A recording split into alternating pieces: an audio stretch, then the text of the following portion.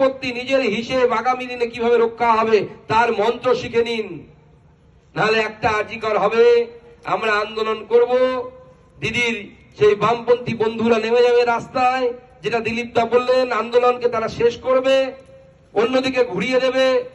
কোন পলিটিক্যাল লোক চাই না বলবে, অগ্নিমিত্রা পাল, সজল ঘোষ গেলেন গো ব্যাক বলবে, আর ঠিক মোহাম্মদ সেলিমের হাতটা বগল দাবা করে সঙ্গে রাস্তায় হাঁটবে, কংগ্রেসের নেতাদেরকে নিয়ে হাঁটবে।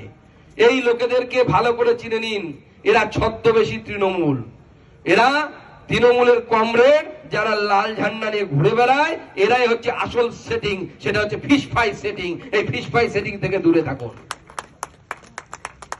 ফিশ ফ্রাই সেটিং থেকে দূরে থাকুন, বিকাশ রঞ্জন ভট্টাচার্য থেকে দূরে থাকুন। সেকুলার হিন্দু হইতে সাবধান।